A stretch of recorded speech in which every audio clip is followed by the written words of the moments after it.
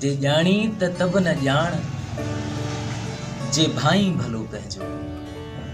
हक़ मौजूद या अली मदद। मां आहियां कोरियोग्राफर सूफ़ी सत्तार। दोस्तो, अमूमन असांजे जेके आर्टिस्ट परफॉर्म कनि था कथक ऐं कथक डांस असां ॾिसंदा आहियूं, हर कंहिंजो पंहिंजो हिकिड़ो स्टाइल आहे। मुख़्तलिफ़ आर्टिस्ट आहिनि सिंध जे अंदरि ऐं पाकिस्तान लेवल ते, हर कंहिंजो पंहिंजो हिकिड़ो स्टाइल आहे। पर जेकॾहिं तव्हां कथक ॾिठो वञे त कथक जा हूअं 8 पार्ट आहिनि, जेका संगीत नाटक अकेडमी जी हिकिड़ी वीडियो ॾिठी मां, ऐं हू मुख़्तलिफ़ अलॻि अलॻि जा माण्हुनि जा राया आहिनि ऐं काफ़ी जेके आहिनि सो अलॻि उन्हनि जूं रायूं आहिनि। त उन्हनि जो जेके मुतारिफ़ करायल 8 कथक जा पार्ट आहिनि, उहो सत्रिया, मोहिनीअट्टम, ओडिसी, कथकली, मणिपुरी, कुचिपुड़ी, भरतनाट्यम ऐं कथक। ये 8 पार्ट इंडियन क्लासिकल डांस जा आहिनि। हर कंहिंजो पंहिंजो हिकिड़ो परफॉर्म करण जो तरीक़ो आहे। उन्हनि जो कॉस्ट्यूम, उन्हनि जो म्यूज़िक, उन्हनि जा स्टेप्स, उन्हनि जी अदायगी हिकु अलॻि अलॻि पंहिंजो उन्हनि जो थोरो थोरो फ़र्क़ु आहे, जेका उन्हनि जी पहचान आहे उन्हनि खे अलॻि करण जी। त हाणे अचूं था त क्लासिकल कथक जेको असां परफॉर्मेंस अॼुकल्ह ॾिसूं था, ऐं असांजा माण्हू जेके आहिनि सो जेके इन शइ जे बारे में नॉलेज नथा रखनि। अमूमन तव्हां ॾिसंदो त कथक जी जॾहिं बीट हलंदी आहे, रिदम हलंदी आहे, त हुन जेको परफॉर्म करे थो नओं माण्हू, त उन वीचारे खे न ठेके जी ख़बर हूंदी आहे, न लय जी ख़बर हूंदी आहे, ताल जी ख़बर। इनमें असांखे ख़बर न हूंदी हुई, ऐं बल्कि काफ़ी शयुनि में ईअं बि थींदो आहे, ग़लती थींदी आहे, मिस बि थी वेंदी आहे। पर हिकिड़ो कोशिशि इहा कजे त भला ठीकु आहे, तव्हां उनखे प्रॉपरली नथा करे सघो, कवर नथा सम्झी सघो, कोशिशि करियो उनखे सम्झो जे, कोशिशि करियो उनखे सम्झण जी, ऐं उनखे थोरो थोरो करे उन कोशिशि कजे त उनखे बहितर नमूने सां वठी वञिजे, उन शइ खे कजे। कोशिशि कजे त प्रॉपर नमूने सिखिजे उन शइ खे। ऐं सिखण जे लाइ तव्हां ॾिसो त तव्हांजो अंग कीअं आहे, तव्हां बिहो कीअं था, पेरनि जी ॿिन्हिनि विचनि में जेको तव्हांजी हिकिड़ी मुठीअ जो फ़र्क़ु हूंदो आहे, ताकी तव्हांजा बैल्स पाण में रब न थियनि, घसी न वञनि, घुंघरू पाण में टकराइनि न। त उहे इहे शयूं, उन खां अलावा जेको तव्हांजो अंग कीअं बीहणो आहे, तव्हांजा हथ बराबरि आहिनि, सीने जे विच ताईं आहिनि, उनखे प्रॉपरली अदायगी आहे, रिदम ते जेको आहे तव्हां खणी था वञो, रिदम ते तव्हां खणी था अचो। जेकॾहिं उनखां मिसाल ॾियां त 3 ताल में त उनमें 16 मात्राऊं आहिनि, जेके 4-4 जे भाग में आहिनि, 4 हिसनि में। जेकॾहिं मां हिनखे 1 2 3 4 1 2 3 4 में वापसि खणी आयसि, या 1 2 3 4 1 2 3 4 फॉर्मेट जॾहिं तव्हांखे रिदम लय ताल जो सम्झ में ईंदो त तव्हां हिकु बहितरीनु परफॉर्मर थींदव। छो जो परफॉर्मेंस जेकॾहिं रिदम ते न आहे, लय ते न आहे, ताल ते न आहे, त उहा परफॉर्मेंस न आहे। सो कोशिशि करिजे। ऐं ॿी ॻाल्हि इहा जो असांजे तक़रीबन जेके आर्टिस्ट वीचारा परफॉर्म कनि था, अच्छा अगरि मुंहिंजी ॻाल्हि कंहिंखे बुरी लॻे त हुन लाइ माज़रत। पूरो मां बि न आहियां ऐं मां बि अञा ताईं सिखां पियो, पर कोशिशि इहा ई हुजे, जेकॾहिं तव्हांखे हिकु इल्मु अची थो वञे, जेकॾहिं तव्हांखे ॼाण अची थी वञे, त उहा ॼाण पंहिंजे अॻियां ताईं पहुचायो। त असांजे जेके आर्टिस्ट आहिनि, जेके वीचारा परफॉर्म कनि था, ऐं असांजा माण्हुनि जिन खे वीचारनि आर्ट जी ख़बर ई न आहे, क्लासिकल आर्ट जी ख़बर न आहे, कथक रक़्स जी ख़बर न आहे, त उहे वाह वाह कंदा आहिनि उन्हनि खे न, त वाह वाह वाह वाह ज़बरदस्त। चलो ठीकु आहे, असां में हिकिड़ी सुठी आदत आहे त असां उन्हनि खे एप्रिशिएट कंदा आहियूं। पोइ हाणे चवंदो मां आर्टिस्ट ते, अॼु चलो असां बि आयासीं स्टार्टिंग में, असां बि जेको आहे सो वाह वाह ॿुधी ऐं जेको आहे सो ख़ुशि थींदासीं त वाह असांखे। पर जेकॾहिं तव्हां हैदराबाद खां ॿाहिरि निकिरी करे जॾहिं तव्हां कराची वेंदो या ॿियनि इलाइक़नि में तव्हां वेंदो, उते जॾहिं तव्हां परफॉर्म कंदो त उते तव्हांखे जॾहिं उस्ताद माण्हू मिलंदा जेके इन शइ आर्ट फॉर्म खे कनि था, त उहे तव्हां मां एतिरो ख़ुशि कोन थींदा। उहे तव्हांजे हैदराबाद जी ऑडियंस न हूंदी, उहे तव्हांजे पंहिंजे असांजे सिंधी माण्हुनि जी ऑडियंस न हूंदी जेके तव्हांखे वाह वाह कंदी हर शइ ते, न, ईअं बिल्कुलु बि न आहे। सो उहे तव्हांजे कम खे ॾिसंदा, आया की उन छोकिरे खे कमु अचे थो, छोकिरी खे कमु अचे थो या न, या हरू भरू जो जेको आहे सो बसि ईअं पंहिंजा ई स्टेप हणी रिदम लय ताल खां आउट परफॉर्मेंस ऐं। सो मां इहो चवंदुसि त सिखो, जेके सिखण जो शौक़ु रखनि था सिखनि, ऐं जेकी दोस्त हुननि खे वाह वाह कनि था न, उहे कोशिशि कनि त उन्हनि खे बि थोरो घणो इल्मु हुजे ऐं जॾहिं इल्मु हूंदो असांखे ऐं असां हिक ॿिए जी हेल्प कंदासीं। मूंखे केरु ॿुधाईंदो त सुफ़ी त तुंहिंजी हीअ परफॉर्मेंस लय ताल खां आउट हूंदी आहे, ऐं मां कोशिशि कंदो आहियां त मां पाण पंहिंजी मिस्टेक्स कढां। सो चवंदा आहिनि त सुठी शइ जॾहिं तव्हांखे अचे त सुठी शइ मुतारिफ़ करायो, पंहिंजे हिकिड़े ख़्याल में ऐं जेको आहे हुन में गुम न रहिजी वञो।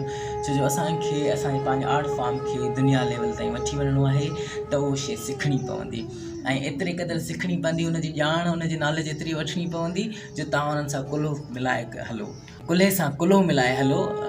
त उनजे लाइ छा करिणो पवंदो, तव्हांखे नॉलेज वठणी पवंदी, तव्हांखे सिखणो पवंदो, ऐं तव्हांखे रियल आर्ट जी ख़बर हुअणु घुरिजे, उनजी मालूमात वठणी पवंदी, रियल आर्ट जी तव्हांखे पहचान हुअणु खपे। ऐं कोशिशि इहा हुजे त हिकु तव्हां प्रॉपर नमूने सां ऐं सुठे नमूने सां जॾहिं कंहिं आर्ट फॉर्म खे सिखो था त तव्हां उहो बहितरु नमूने सां अॻियां सेखारे बि सघो था।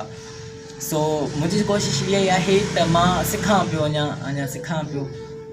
विच में काफ़ी हिकिड़े दोस्तनि जी वीडियोस मां ॾिठियूं ऐं कंहिं फीमेल आर्टिस्ट जी वीडियो बि ॾिठी मां, ऐं उन वीचारी जे जेके काफ़ी ठेको जेको हलियो पियो, उन खां पोइ काफ़ी बीट्स वयूं, लय ताल वयूं, उन ते सवनि माण्हुनि जा कमेंट्स हुया त जेको आहे वाह वाह तमामु बहितरीनु हीअं वग़ैरह। त अगरि जेकॾहिं इन ॻाल्हि खे वठी करे जेकॾहिं को हिकिड़ो ॿियो असांखे ॿिया असांजा जेके माण्हू आहिनि जेके इन शइ जे बारे में इल्मु रखनि था, त उहे जॾहिं उनखे ॾिसंदा आहिनि त उहे खिलंदा हुन ते, त यार हिन ते माण्हू वाह वाह कनि पिया, ऐं जेको आहे सो हीअ आर्टिस्ट वीचारो शइ में ख़ुशि आहे, लॻा पिया हुजनि ईअं ई हुजनि। न, मां चवंदी इहा शइ ईअं न हुजे, असां इन शइ खां ॿाहिरि निकिरूं, असां उन शइ खे सिखूं, ऐं जेका असांजी वाह वाह थिए त उहो रियली वाह वाह हुजे। ऐं जेकॾहिं को ॿियो माण्हू बि ॾिसे, ॿियो असांजो ॿी ॿोलीअ जो माण्हू हुजे, ॿी नसल जो माण्हू हुजे, ॿिए शहर जो माण्हू हुजे, ॿी क़ौम जो माण्हू हुजे, उहो जॾहिं असांखे ॾिसे, असांजे आर्ट फॉर्म खे ॾिसे त चए न हिननि खे ख़बर आहे, हिननि खे हावनो आहे आर्ट जे बारे में, हे ॼाणू आहिनि, हिननि खे ख़बर आहे त आर्ट कीअं परफॉर्म कबो आहे। सो नंढड़ी सी कोशिशि आहे मुंहिंजी त रियल आर्ट खे खणी अचण जी ऐं उन शइ खे करण जी ऐं सिखण जी। ऐं ज़िंदगी सिखण जो मरहलो आहे, यकीनन असांखां ग़लतियूं थियनि थियूं। मुंहिंजी काफ़ी अहिड़ियूं वीडियोज़ आहिनि जिन खे मां पाण ॾिसंदो आहियां, खिलंदो आहियां, ऐं अञा बि कॾहिं कॾहिं मिस्टेक्स थींदियूं आहिनि। स्टेज त लही ईंदा आहियूं, चवंदा आहिनि त यार हे वारी शइ वई हली, हे शइ वई, हीअ शइ वई। अच्छा, ॿी शइ इहा जो फ्लोर जेको हूंदो आहे असां जिते परफॉर्म कंदा आहियूं, जेको फर्श हूंदो आहे उन ते परफॉर्मेंस असांजी सुठी बीहंदी, असांजे पेर पे जकड़े बीहंदा, जंहिंसां राउंड ॾींदा आहियूं या छा, असां अनबैलेंस कोन थींदा आहियूं। बाज़ोकात फटनि वारो या तख़्तनि वारो जेको स्टेज थिए थो, उन में काफ़ी लड़ाई चढ़ायूं हूंदियूं आहिनि, कालीन लॻियलु हूंदो आहे मथां, असां स्पिन कीअं कयूं, राउंड कीअं कयूं, असांजे पेर में कालीन थोरो अटकंदो आहे। उनखां पोइ जॾहिं असां राउंड चकर ॾींदा आहियूं त असांजी फ्लोर सिधो कोन हूंदो आहे, असां जॾहिं चकर ॾींदा वेंदा आहियूं त असांजो ऑलरेडी माइंड जेको आहे चकर ते हूंदो आहे, पोइ जॾहिं पेर असांजो हेठि मथे लॻंदो आहे त थोरो अनबैलेंस थींदो आहे, कॉन्फिडेंस लेवल थोरो डाउन थींदो, पर कोशिशि कंदा आहियूं त रिदम लय ताल खां वञूं न ॿाहिरि, वरी हुनखे पकिड़े वठूं, बट परफॉर्मेंस आउट थींदी आहे। अच्छा, उहो स्टेज जे करे थींदो आहे, छो जो स्टेज काठी वारो ऐं जेको तख़्तनि वारो स्टेज हूंदो आहे मथे, उहो सिंगर जे लाइ हूंदो आहे, परफॉर्मिंग आर्ट जे लाइ जेको आहे सो डांस जे लाइ जेको स्टेज हूंदो आहे उहो फ्लोर सिधो हूंदो आहे। सो इन करे जेको आहे सो काफ़ी परफॉर्मेंसिस में ईअं थींदो आहे। ऐं वरी मथां जॾहिं ईअं थींदो आहे करे अहिड़े स्टेजनि ते साज़ पिया हूंदा आहिनि, साज़ पिया हूंदा आहिनि, तारूं पयूं हूंदियूं आहिनि। हाणे उन ते हिकिड़ो आर्टिस्ट जॾहिं स्टेज ते चढ़े थो परफॉर्म की ऑलरेडी त स्टेज ते कालीन, तारूं, साउंड, त जॾहिं बि तव्हां कंहिं आर्टिस्ट खे जॾहिं तव्हां परफॉर्म डांस ख़ासि करे जेके परफॉर्मेंस रखायो था, त कोशिशि कजे त अहिड़ो को हॉल बुक कराइजे जंहिंमें फ्लोर सिधो हुजे ऐं उन्हनि ते अहिड़ी शयूं न हुजनि। ऐं स्टेज ते जेको आहे सो तव्हां अगरि मार्बल जे मथां कालीन रखो था त क्लासिकल कथक जॾहिं कालीन, या त कालीन हिकिड़ो टुकड़ो हुजे वॾो जेको प्रॉपर नमूने सां हुन ते विछायल हुजे, जॾहिं टुकड़ा टुकड़ा विछायल हूंदा आहिनि त उहे फॉल थी वेंदा आहिनि, पेरनि में ख़राबु कंदो आहे असांजी परफॉर्मेंस खे। सो इहे आहिनि कुझु ॻाल्हियूं जेके दिलि चयो तव्हां दोस्तनि सां शेयर कजे, ऐं आर्ट खे सही माना में मुतारिफ़ करायो दुनिया खां, ऐं सिखिजे उन शइ खे। ऐं जेकॾहिं तव्हांखे सुभाणे केरु ॾिसे त उन शइ खे ॾिसी करे तव्हांखे एप्रिशिएट करे ॾे, हा वाक़ई हिनखे अचे थी इहा शइ। सो सिखण जो मरहलो आहे, सिखूं पिया, ऐं शिकायत कंहिंखां बि कोन्हे। जस्ट मुंहिंजो अॼु जो वीडियो ठाहिण जो मक़सदु इहो हुयो त असां आर्ट खे सही नमूने सां सम्झूं, असां आर्ट खे सही नमूने सां जॾहिं सम्झणु लॻंदासीं त अॻिले माण्हू खे असां सुठा कमेंट बि ॾेई सघूं था, उनखे सम्झाए बि सघूं था। ऐं जेकॾहिं असांजा आर्टिस्ट इन शइ खे फॉलो कंदा त थोरो थोरो करे उन शइ खे असां प्रॉपर नमूने सां सिखणु शुरू कंदासीं त असां में आहिस्ते आहिस्ते उहा शइ ईंदी हुई। तव्हां यकीन कंदव अॼुकल्ह दुनिया एतिरी तरक़ी करे चुकी आहे त घणनि दोस्तनि जो सुवालु हूंदो आहे त किथां इहे शयूं कजनि। जेकॾहिं मूं वटि को दोस्त अचणु चाहे त मोस्ट वेलकम, जे न त तव्हांखे सोशल मीडिया ते काफ़ी अहिड़ा ट्यूटोरियल्स मिली वेंदा जिथे तव्हांखे इहा क्लासिकल कथक जा 1 by 1 लेसन्स मिलंदा। जेके करणु चाहिनि था, जेके सिखणु चाहिनि था, उहे बि उनखे ॾिसी सघनि था, ऐं जेके नॉलेज हासिलु करणु चाहिनि था उहे बि उनखे ॾिसी सघनि था। Thank you so much. उमेदु आहे त दोस्तनि खे जेका मां शइ ॿुधाइणु चाहियमि, ॿिए जेका शइ मां सम्झाइणु चाहियमि त उहा थोरो घणो मुंहिंजो मैसेज कन्वे थी पियो हूंदो। सो मौला सलामत रखे। Thank you so much.